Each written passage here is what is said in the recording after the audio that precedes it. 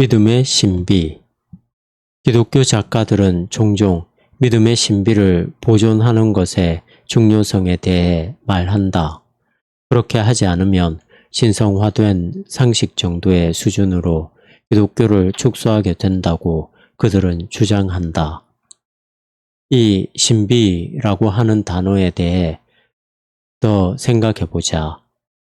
이 비밀은 만세와 만대로부터 감추어졌던 것인데 이제는 알려졌다고 바울이 한 말의 의미는 무엇인가? 1970년대에 처음으로 신학을 공부하기 시작했을 때 그 단어의 의미는 자명해 보였다. 신비란 수수께끼 내지는 퍼즐 같은 것이었다. 당시에 탐정소설의 열렬한 팬이었던 나는 옥스퍼드에 장이 설 때마다 내 컬렉션에 더할 스탠리 가드너 백작의 소설을 찾아 중고서적 매대를 종종 훑고 다녔다. 그 무렵 콜린 덱스터의 모스 경위 시리즈가 등장하기 시작했기 때문에 내 즐거움은 더 컸다. 게다가 그 시리즈는 옥스퍼드를 배경으로 한 것이라 더욱 흥미가 당겼다. 그때 내가 생각했던 신비란 날카로운 탐정의 작업으로 설명될 수 있는 겉으로는 불가해 보이는 일련의 사건이었다. 이와 같은 이해 방식은 기독교를 온전히 수용하는 출발점으로는 좋았다. 1장에서 보았던 것처럼 기독교 신앙의 여러 지적 미덕 가운데 하나는 그것 자체로도 말이 되면서 우리가 인생에서 보고 경험하는 것들을 설명해 주기도 한다는 것이다. 바울이 만세와 만대로부터 감추어졌던 비밀이라고 했을 때 나는 그가 나사렛 예수의 오심이 어떻게 구약 성경의 복잡한 부분들을 설명해 주는지 지적하는 것이라고 생각했다. 그러나 결국 그것은 신비라는 단어의 한 측면에 불과하다는 것을 알게 되었다. 그 풍성함 전체가 분명해지기까지는 아직도 발견할 게 많았다. 약 10년이라는 세월에 걸쳐 나는 인간의 지성은 실제의 깊은 구조를 온전히 이해할 수 없다는 사실을 받아들였다. 실제로 신약 성경과 기독교 사상가들은 이성이 도달할 수 있는 영역 너머로까지 뻗어있는 기독교 신앙의 숨겨진 깊이를 일컫기 위해 신비라는 단어를 사용한다. 살아계신 하나님을 만난다는 것은 압도당할 만큼 거대한 무엇과 맞닥뜨리는 것이다. 체스터턴은 이 부분에 대해 특유의 예리함으로 명쾌하게 설명했다. 그는 두 가지 아주 다른 사고방식을 대조했는데 바로 시인의 사고방식과 논리가의 사고방식이다.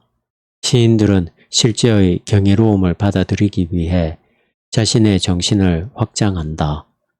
논리가들은 자신들의 정신이 감당할 수 있는 것으로 우주를 제한하려 한다. 시는 무한한 바다를 쉽게 떠다니기 때문에 정신적으로 건강하다. 이성은 무한한 바다를 건너려 하기 때문에 그 바다를 유한하게 만든다. 그래서 정신적으로 지쳐버린다. 시인은 천국 안으로 머리를 들이밀게 해달라고 할 뿐이다. 천국을 자기 머리에 집어넣으려는 사람은 논리가들이다. 그래서 결국 깨지는 것은 그의 머리다. 오래전부터 기독교 작가들이 이 점을 강조했기 때문에 우리는 그들의 말을 들을 필요가 있다. 시인이자 신학자였던 존 던이 사용한 영광에 넘치는 무게라는 표현은 하나님의 거대함을 말로 하고자 할 때 그가 느낀 정신적 어려움이 얼마나 컸는지를 나타낸 표현이다. 신의 영광은 예배와 경배로 우리를 이끌지만 우리가 완전히 이해할 수는 없다. 도로시 셰이어저는 훨씬 친숙한 예를 들어 같은 점을 지적했다. 하나님을 언어 형식 안에 집어넣으려고 하는 것은 마치 거대하고 짜증 부리는 고양이를 작은 바구니에 넣으려 하는 것과 같다는 것이다. 머리를 집어넣으면 꼬리가 나온다. 뒷다리를 집어넣으면 앞다리가 나온다. 마침내 고양이를 바구니에 억지로 집어넣고 나면 그의 못마땅한 울음소리가 이 생물의 본질적 존엄이 침해당했고 그 본성에 잘못이 행해졌음을 분명히 알린다. 고양이를 바구니에 집어넣는 것도 이렇게 힘든데 하나님을 어떻게 몇 마디 말 안에 집어넣을 수 있겠는가? 하나님이 신비라는 말은 그분을 결코 못으로 고정하듯 꼭 집어 정의할 수 없다는 뜻이다. 심지어 그리스도를 박은 못도 그분을 고정시키지 못했다. 한편 이것은 우리 이성의 한계를 강조하는 예일 뿐 비합리성을 증명하는 것이 아닌데도 우리에게는 나는 이것을 이해할 수 없다. 따라서 이것은 틀렸다 라고 말할 위험이 언제나 있다. 인간의 상상력은 매우 중요하다.